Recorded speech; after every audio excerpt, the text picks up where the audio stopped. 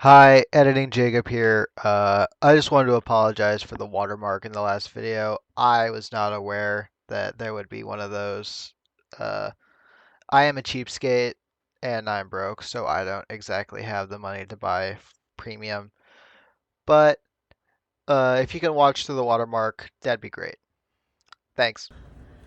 Hi, welcome back for part two of my Spider-Man film franchise. I had a lot of fun talking about the first one, and I'm really excited to get into the next one. Uh, Before you ask, yes, this is recorded the same day, just uploaded different times because, excuse me, staggered upload schedule, right? Also, I don't have a whole lot of time. With school coming up, so we'll see. Oh man, I just cracked my neck. So I gotta get back up close to the camera so I can actually read from my monitor. I kid you not, this is actually like I have this enlarged so much I cannot see without my glasses. And the reason I don't wear the glasses in the video or under the mask is one, it like breaks the mask, and two, I look like this. I do have a picture of me like this. It's one of my favorite pictures I own. But like, this is just uncomfortable, and my glasses are gonna fall off my face at like any second. So, I find it best just cut the glasses. And that's a fun tidbit about me. I wear glasses. Not the most interesting tidbit, given the video I posted last week as a recording. The one where I think it's called Spider-Man Talks About His Feelings. Talking about feelings with Spider-Man, I think is what it's called. That was an interesting video to record and then tell people that I recorded. Okay. Close the door because my brother might be getting up soon. I don't know.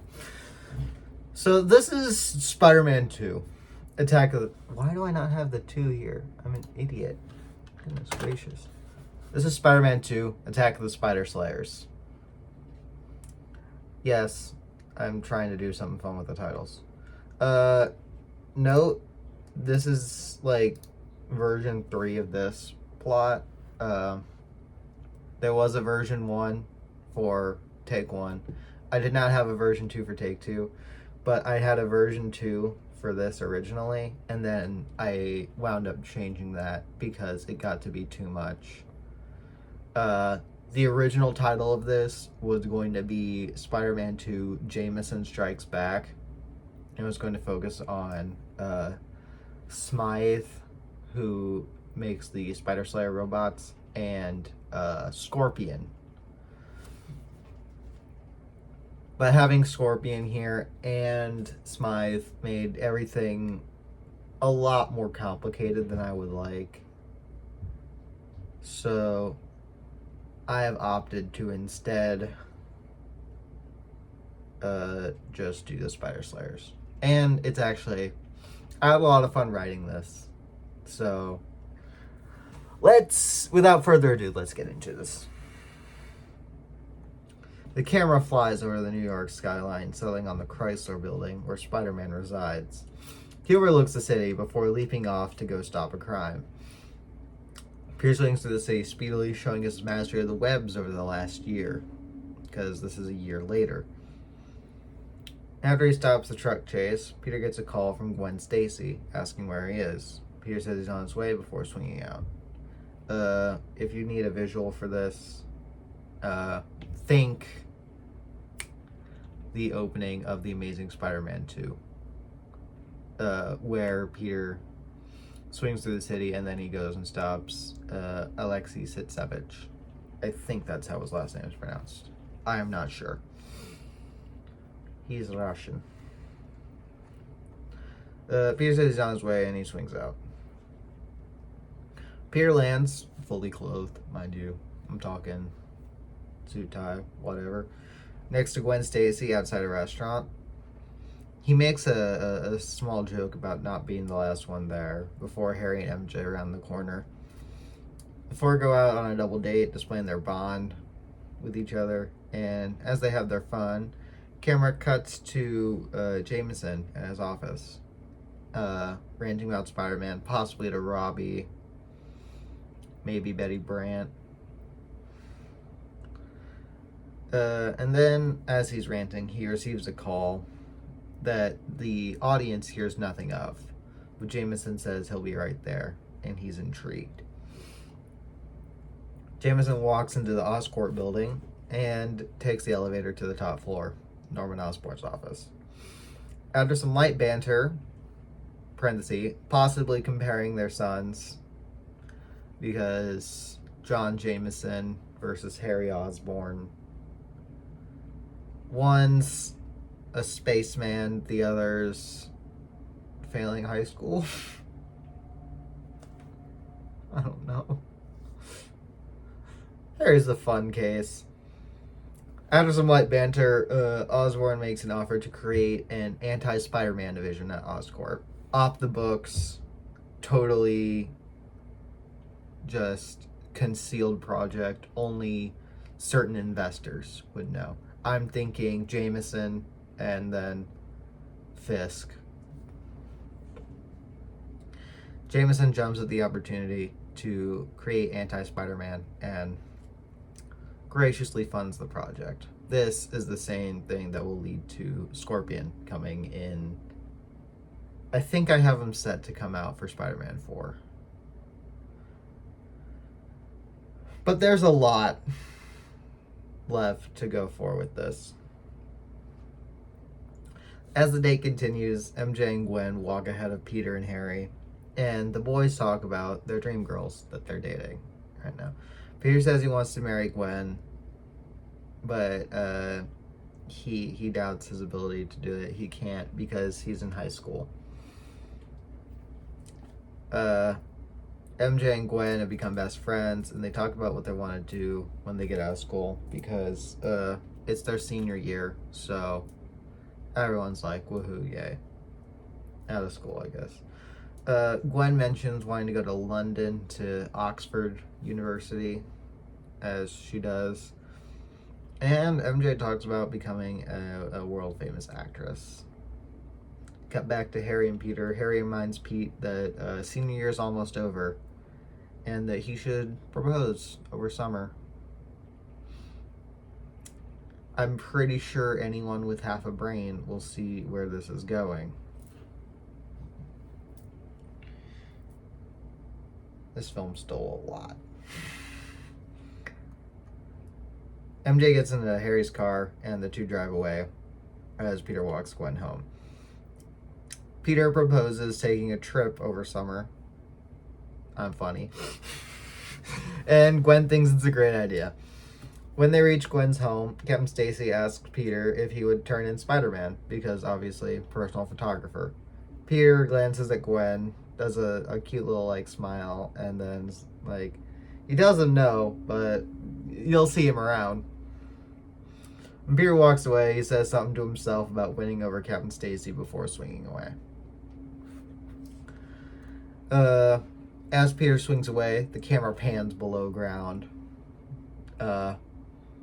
Obviously, it's not going to be right down there, but you'll get the gist of it. Camera pans below ground, and we're going into the Oscorp basement, where Osborn stands with Spencer Smythe, an up-and-coming roboticist. The two stand in front of a large fleet of spider-shaped robots. I'm realizing the logistics of creating a huge army of spider slayers in max 2 hours. Although he could have already had some of them built already, and it was just a matter of making stuff work.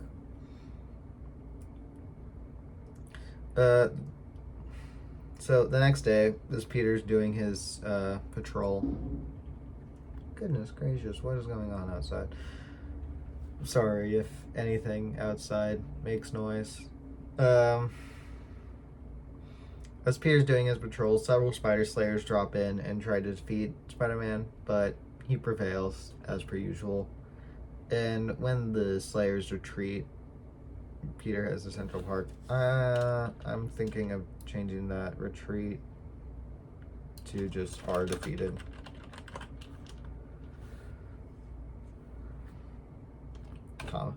Peter has the Central Park. For actually, you know what? That might just be like school. I don't know. Again, I say this is all like subject to change. Jameson meets with Osborn and Smythe about the Spider Slayers. Jameson is Jameson, and he's furious that they failed the first time. I imagine he gets in a screaming match. Smythe assures them of their eventual success because they're his creation and he knows that they will prevail eventually. Jameson wants to run a piece about the new anti-Spider-Man division and the Slayers and their ties to Oscorp. But Osborn, making the smart decision, doesn't want this to be traced back to him, as it could hurt PR. I'm thinking my motivation for this is similar to that of Spider-Man Turn Off the Dark, the failed musical, where Osborn believes that Spider-Man comes from Oscorp, and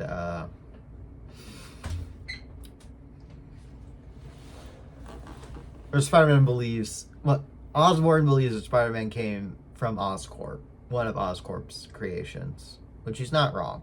He believes he's Oscorp property and he needs to capture him so he can be experimented upon.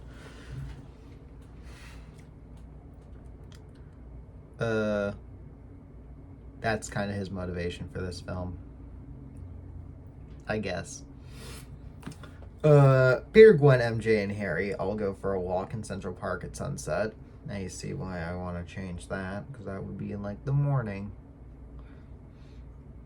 As they're in the park, they're suddenly attacked by some Spider Slayers, who are attacking random places in search of Spider-Man.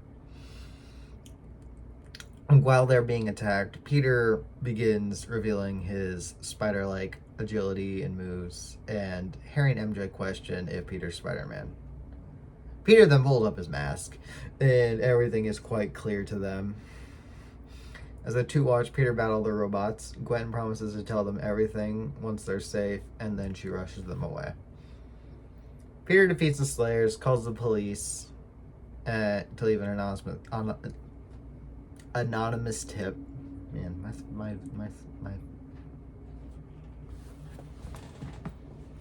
it's time for water, man.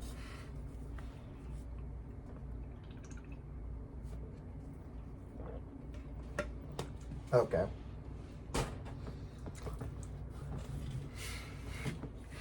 We're back in it. Leaves an anonymous tip before darting off after his friends. My goodness. He tells them everything from the bite to what happened literally 5 minutes ago in the park. Harry and MJ just completely lose it. Peter hushes them and swears them to secrecy because we can't have the identity of Spider-Man getting out. No. Mask stays on. Thank you very much. Norman slams his desk as he watches the footage of his experiments failing him. It's low quality. That's my explanation. Smythe assures that Phase 2 will be superior. Norman doesn't want to hear it. Smythe then leads Norman to his secret lab where we, the audience, see nothing. We just see Norman's face as the lights come on in the back. And Norman smiles and says it's good work.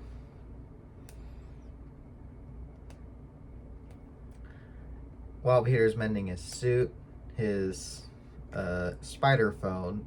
I don't know why I said spider phone. I have a note here that says literally just a second phone. So his spider phone rings with a call from Captain Stacy. Stacy says he's sending an officer to help track the Spider Slayers, find their origin, and figure out how to stop them, basically. And he says go to an abandoned warehouse at midnight.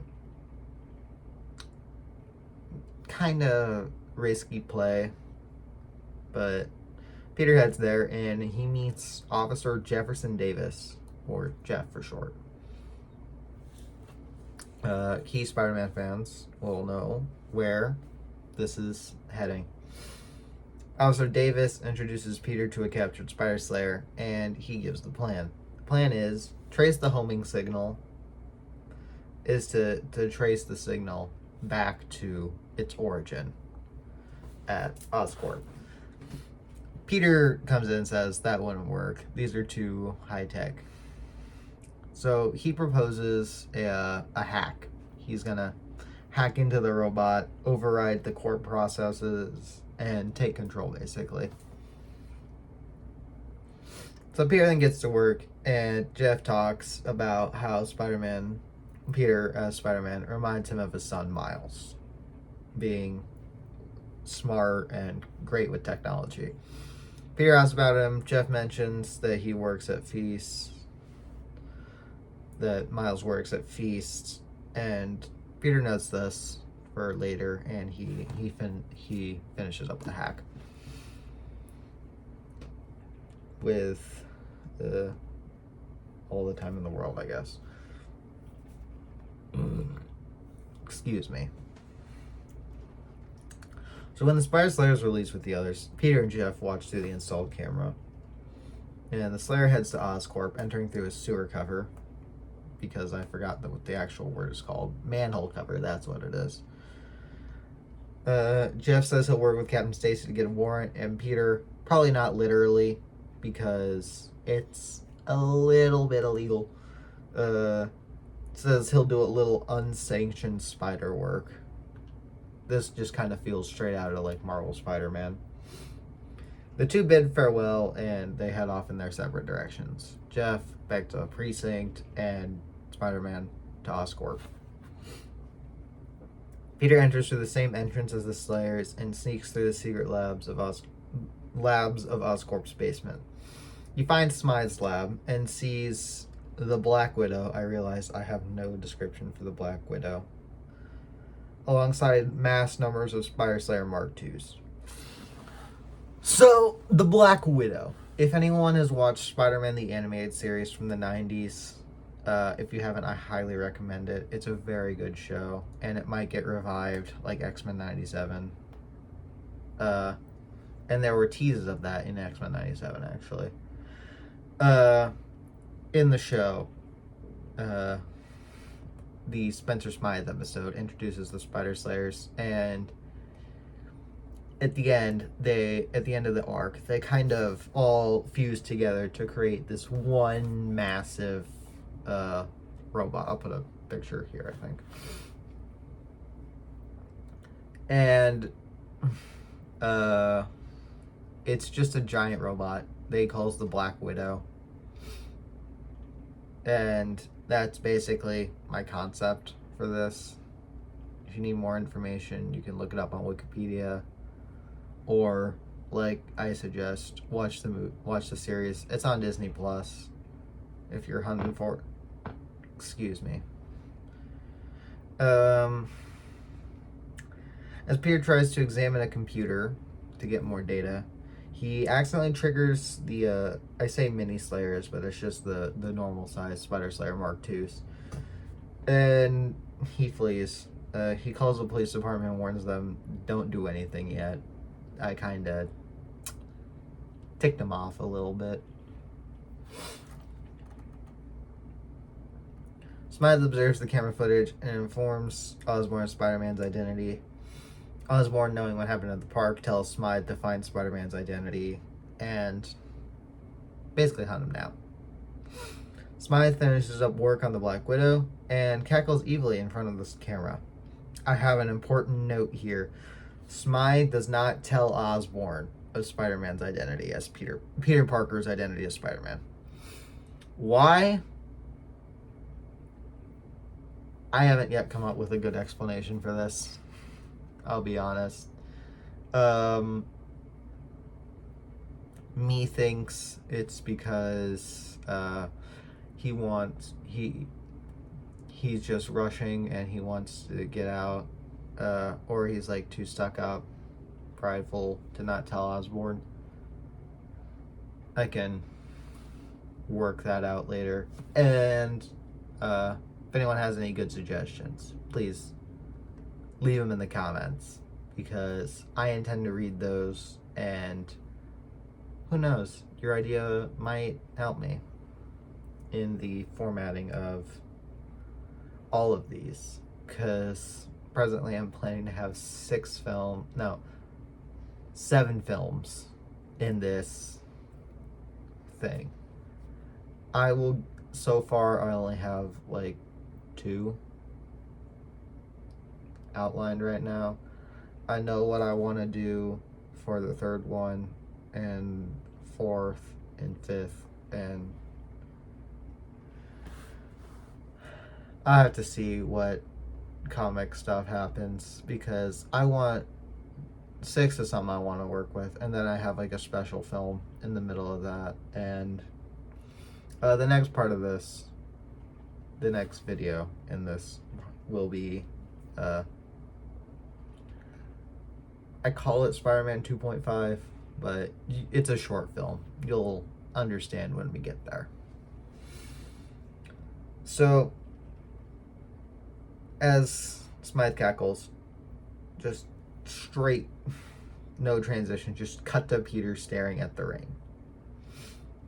You know, just like sitting on his bed, like, just a good ring. He knows what he wants to do. And he knows that tonight's the night. He's gonna propose.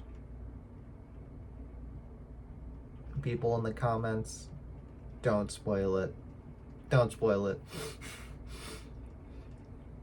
He puts on his suit and heads to the restaurant. On the way, Peter sees the news report through a shop window. A giant spider-shaped robot has kidnapped a girl, identified to be Gwen Stacy, and is currently hovering over the George Washington Bridge. Peter drops his flowers, rushes into an alley to suit up. It just became personal.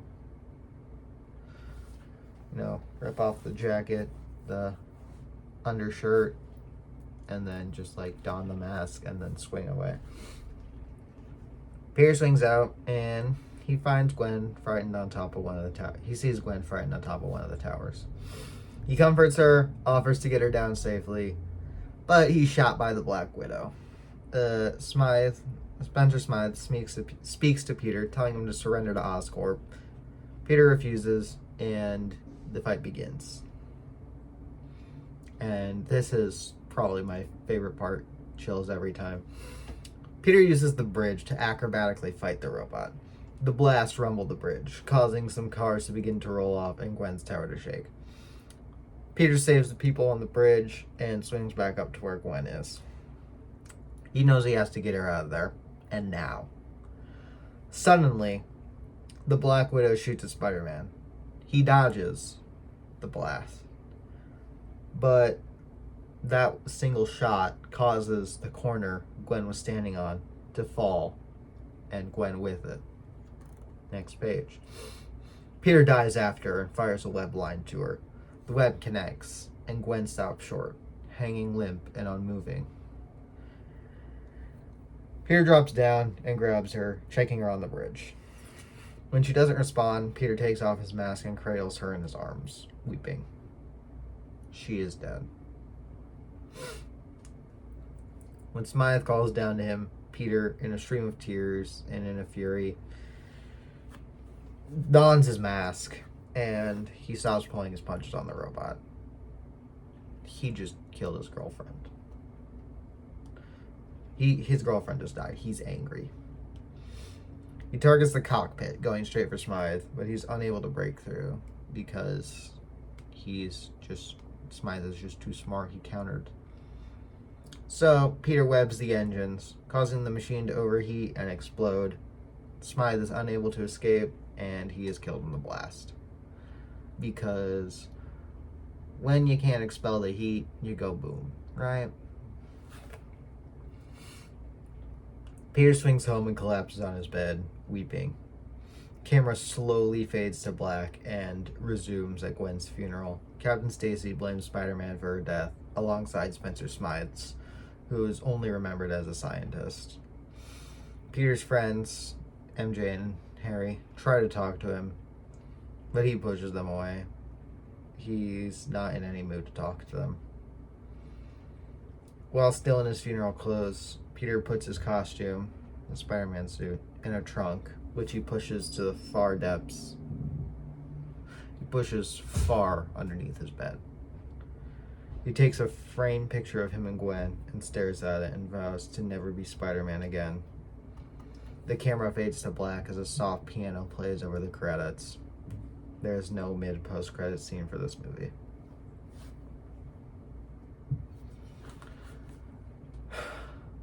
So, I've known from the beginning that I wanted to do a Gwen Stacy death. I started working on this after rewatching Spider-Man Lotus. So, Gwen's death was kind of like fresh in my mind. Obviously, it's a new take on it. It's typically performed by Green Goblin. But I wanted to do I wanted to take my spin on this. And I feel like whenever there's a Green Goblin,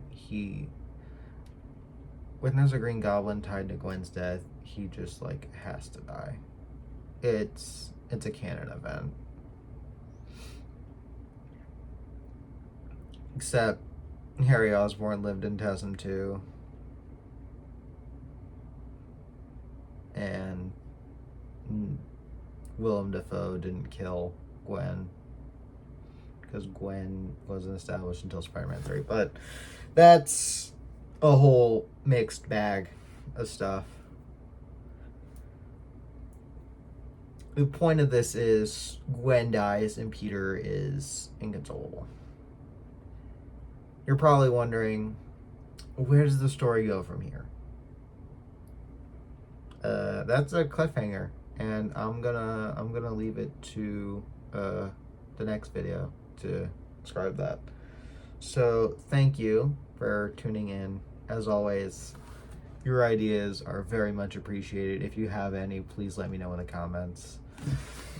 I would very much appreciate it. And I'll see you in the next one. See you around.